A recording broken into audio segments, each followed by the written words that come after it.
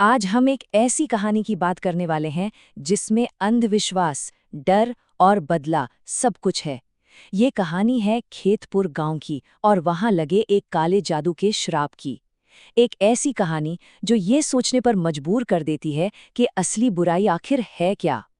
चलिए, कहानी के ठीक बीच में चलते हैं। जगह है खेतपुर गांव, जहां पिछले 3 महीनों से बारिश की एक बूंद नहीं गिरी थी। जमीन पूरी तरह फट चुकी थी और हवा में सिर्फ धूल और एक अजीब सी मायूसी थी। ऐसा लग रहा था मानो आसमान ने ही गांव से मुंह फेर लिया हो। तो जब हालात ऐसे हों कि उम्मीदें सूखने लगें, तो क्या होता है? डर और अंधविश्वास अपनी जड़ें जमाने लगते हैं। चलिए देखते हैं कि कैसे इस सूखे ने एक भयानक वहम को जन्म दिया। तो सोचिए, खेतपुर की हालत क्या रही होगी। 3 महीने से सूखा, जमीन ऐसी कि जैसे फट गई हो। ऊपर पीले धूल भरे बादल तो हैं, पर बरसने का नाम ही नहीं ले रहे हैं। और रात में जो हवा चलती थी, उसकी आवाजें फुसफुसाहट और रोने जैसी लगती थीं। ऐसे में गांव वालों को लगने लगा था कि ये कोई मामूली बात नहीं, जरूर किसी का श्राप है, या शायद कोई देवी देवता नाराज हैं। और इसी डर और वहम के बीच में रहती थी सावित्री। एक वक्त था जब पूरा गांव उसे वैद्यमाई कहकर इज्जत देता था। उसके हाथों में शिफा थी। लेकिन अब वो बस एक अकेली बूढ़ी औरत थी जिसे गांव वाले शक की नजरों से देखते थे। अब बस एक चिंगारी की देर थी, एक मौत जो गांव के इस दबे हुए डर को एक धधकती हुई आग में बदल देगी और एक औरत को रातों रात चुड़ैल बना देगी। तो हुआ ये कि एक रात रूपा नाम की एक औरत को बच्चा होने वाला था और सावित्री उसकी मदद कर रही थी। बच्चे के रोने की आवाज आई और बाहर खड़ी भीड़ ने राहत की सांस ली। लेकिन ये राहत बस कुछ पलों की थी। किसी ने अंदर झांका तो देखा कि रूपा बेजान पड़ी है। उसके होंठ नीले पड़ चुके थे। बस यही वो पल था जब भीड़ का शक यकीन में बदल गया। तो अब दो सच्चाइयां आमने सामने थीं। एक तरफ गुस्साई भीड़ चिल्ला रही थी, ये चुड़ैल है, इसने रूपा को खा लिया।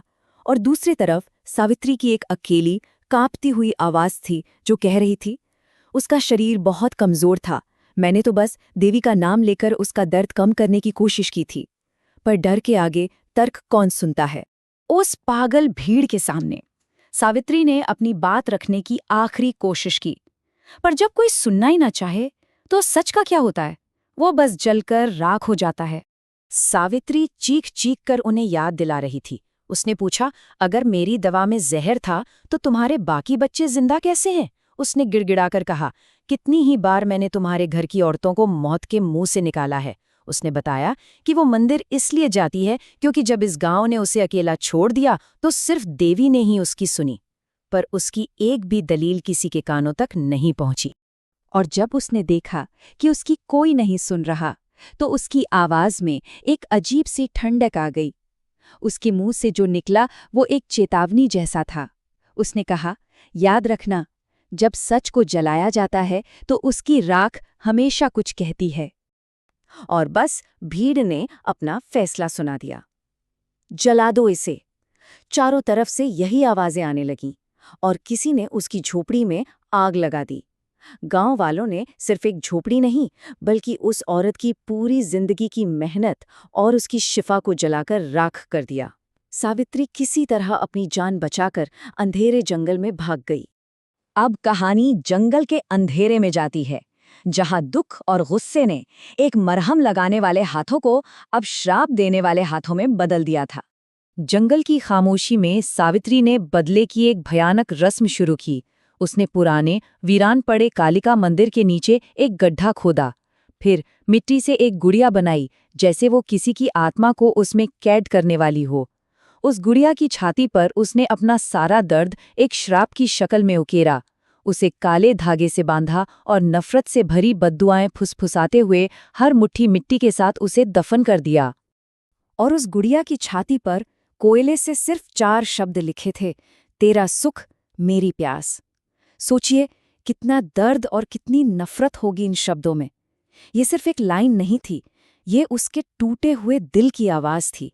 और फिर श्राप ने अपना काम करना शुरू कर दिया। सबसे पहले मुखिया के घर में एक अजीब सी बदबू फैलने लगी।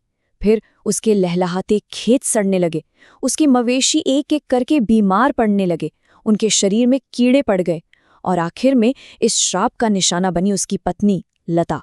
अचानक उसके बाल झड़ने लगे और उसकी स्किन पर सिक्के के आकार के अजीब नीले हरे निशान उभरने लगे।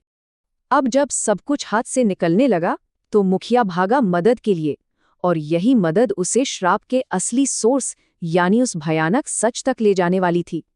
गांव के पंडित ने सब कुछ देखकर बताया कि ये कोई आम बीमारी नहीं, ये काला जादू है। मतलब एक पुतले के जरिए एक सोल बॉन्ड या रूह का बंधन बना दिया गया है, जिसके सहारे श्राप देने वाला लता की जिंदगी की सारी शक्ति, सारी ऊर्जा धीरे धीरे खींच रहा है। पंडित ने साफ साफ चेतावनी दी, वो पुतला उसी पुराने मंदिर के नीचे दबा है, और अगर अगली पूर्णिमा से पहले उसे ढूंढकर नष्ट नहीं किया गया तो लता को कोई नहीं बचा सकता। मौत पक्की है। अब वक्त बहुत बहुत कम था। आधी रात का वक्त। मुखिया और कुछ लोग उस खंडहर मंदिर पहुंचे। चारों तरफ डरावनी खामोशी और हवा की साएं-साएं के बीच उन्होंने खुदाई शुरू की, और तभी उनका फावड़ा किसी कपड़े में लिपटी चीज से टकराया। जब उन्होंने कांपते हाथों से उसे बाहर निकाला तो सबके होश उड़ गए। वो मिट्टी का पुतला लता के पुराने दुपट्टे में लिपटा था। उसके सिर पर लता के बाल लगे थे और गले में काला धागा था जिसमें एक लाल मनका था, ठीक वैसा ही जैसा लता पहनती थी। लेकिन यह इतना आसान नहीं था। जैसे ही उन्होंने उस पुतले को जलाने के लिए आगे बढ़ाया, अचानक वो तेज हवा एकदम रुक गई।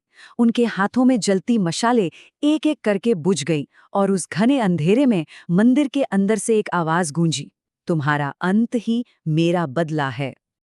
अब हम कहानी के उस दुखद मोड़ पर हैं जहां बदला पूरा तो नहीं होता, लेकिन सब कुछ तबाह जरूर हो जाता है। जहां श्राप को तोड़ना किसी चीज को नष्ट करने जितना आसान नहीं था।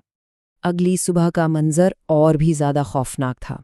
गांव वालों ने देखा कि पुतले की गर्दन गायब थी और उसकी जगह बस एक जलने का गहरा निशान था, और घर के अंदर लता की लाश पड़ी थी। उसकी आंखें खुली हुई थीं और उसकी त्वचा पर वो नीले हरे निशान पहले से भी ज्यादा गहरे हो गए थे।